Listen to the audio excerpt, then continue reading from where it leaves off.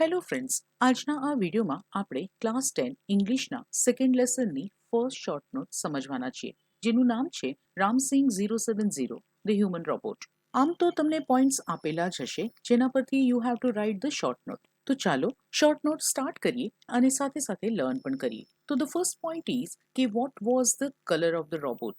હવે જો કંઈ જ ના સમજ પડે તો અમુક વર્ડ્સને પકડીને સેન્ટેન્સને સમજવાની કોશિશ કરો. આપણે જ્યારે લેસન સમજ્યા ત્યારે આપણે જાણ્યું કે રોબોટ મેટલનો બનેલો હતો, એટલે એને મેટલિક કહેવાય. સ્પેલિંગ લર્ન કરીએ. METAL મેટલ પ્લસ LIC લિક એટલે મેટલિક, અને કલર તો આપણને ખબર જ છે, બ્લુ. તો ચાલો સેન્ટેન્સ બનાવીએ અને લર્ન કરીએ. Ram Singh was a metallic blue robot. Second point જોઈએ. What could he do. અહીં કુડ એ કેનનું પાસ્ટ ટેન્સ ફોર્મ છે, તો રામસિંહ શું શું કરી શકતો હતો. હવે લર્ન કરતા જઈએ અને સમજતા જઈએ.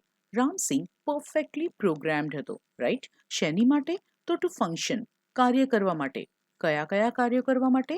તો હાઉસહોલ્ડ એટલે કે ઘરકામ કરવા માટે, ક્લીનિંગ એટલે કે સફાઈ કરવા માટે, અરેન્જિંગ એટલે કે ગોઠવણી કરવા માટે, collecting groceries from the supermarket એટલે કે કરિયાણાની દુકાનમાંથી કરિયાણું લઈ આવવા માટે, ટેન્ડિંગ ધ લોન એટલે કે ઘાસ કાપવા માટે, મેઇલિંગ લેટર્સ એટલે કે લેટર્સ પોસ્ટ કરવા માટે, રિલેટિવ ટીવી પ્રોગ્રામ્સ એટલે ટીવી પરના પ્રોગ્રામ્સ ચાલુ કરી આપવા માટે અથવા શોધી આપવા માટે, selecting news from the paper એટલે કે સમાચાર પત્રોમાંથી આપણને ગમતા વિષયના સમાચાર શોધી આપવા અથવા ઇમ્પોર્ટન્ટ અને મેઇન ન્યૂઝ સિલેક્ટ કરી આપવા માટે. હવે યાદ કરી લો કે કેટલા કામ અહીં દર્શાવવામાં આવ્યા છે. તો રોબોટના 8 કામ આપણને યાદ કરવાના છે. He was perfectly programmed to function in the household, cleaning, arranging, collecting groceries from the supermarket, tending the lawn, mailing letters, relative TV programs, selecting news from the paper. હવે થર્ડ પોઈન્ટ જોઈએ.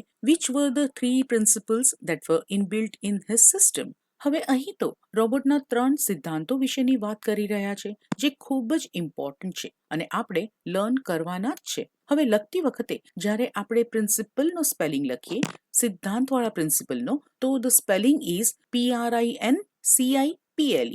પણ જો તમારાથી સ્પેલિંગમાં ગડબડ થઈ જાય and if you write PRINCIPAL તો meaning આખો ફેરવાઈ જશે. આનો અર્થ થાય આચાર્ય. તો સ્પેલિંગમાં ધ્યાન રાખો. બંને શબ્દોના પ્રોનન્સિએશન એટલે કે ઉચ્ચારણ સરખો જ છે, but the spelling is different. તો ચાલો હવે સિદ્ધાંતો વિશે લખીએ. He had an inbuilt system of 3 principles. Number 1, the robot will obey his master. Robot તેના માલિકની આજ્ઞાનું પાલન કરશે. Number 2, the robot will not harm humans. Robot માણસોને નુકસાન નહીં પહોંચાડે. Number 3, robot will not take harm to self. Robot પોતાની જાતને પણ નુકસાન નહીં પહોંચાડે. હાર્મ એટલે નુકસાન. ત્રણેય સિદ્ધાંતોમાં રોબોટ રોબોટ રોબોટ તો છે જ, પ્લસ વિલ અથવા વિલ નોટ છે. છેલ્લે પાછળનું વાક્ય તમને યાદ કરવાનું રહેશે. Now the fourth point. Was he thoroughly efficient? How? શું એ સંપૂર્ણ રીતે કાર્યક્ષમ હતો? કેવી રીતે? આ સેન્ટેન્સ તો ખૂબ જ સરળ છે. હી એટલે કોણ? રામસિંહ, રાઈટ. હવે જ્યારે આપણે વર્બ એટલે કે ક્રિયાપદને વાક્યના શરૂઆતમાં લખીએ અને સબ્જેક્ટને એના પછી, જેમ કે વોઝ હી, તો આપણું સેન્ટેન્સ પ્રશ્નાર્થ વાક્ય બનશે. જેમ કે was he going? Question mark. Was he coming? Question mark. Was he playing? Question mark.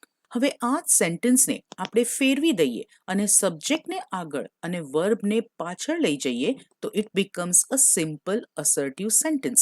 જેમ કે he was going full stop, he was coming full stop, he was playing full stop. સમજ પડી? અહીં પણ વોઝ હી ના બદલે he was કરી નાખવાનું. હી એટલે રામસિંહ, તો રામસિંહ વોઝ થોરોલી એફિશિયન્ટ. જે પોઈન્ટ તમને આપેલો જ છે. એડ શું કરવાનું કે તેનામાં ગજબની સ્પીડ અને ચોકસાઈ હતી. ટ્રેમેન્ડસ નો સ્પેલિંગ ધ્યાનથી લર્ન કરવો. TRE મેન, DOUS ડઝ. Tremendous.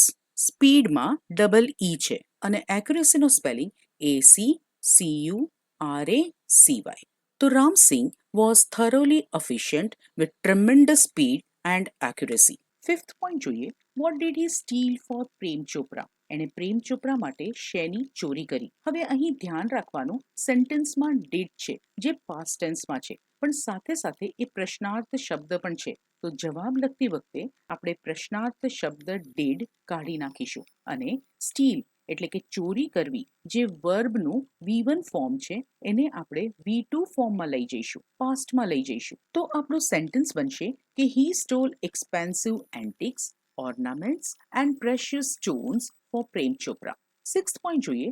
Van was he caught? એ ક્યારે પકડાયો? તો એ જ્યારે કિંમતી રત્નોની ચોરી કરી રહ્યો હતો ત્યારે એ પકડાયો. હી વોઝ કોટ વેન એટલે કે જ્યારે he was stealing precious gems. 7th point જોઈએ.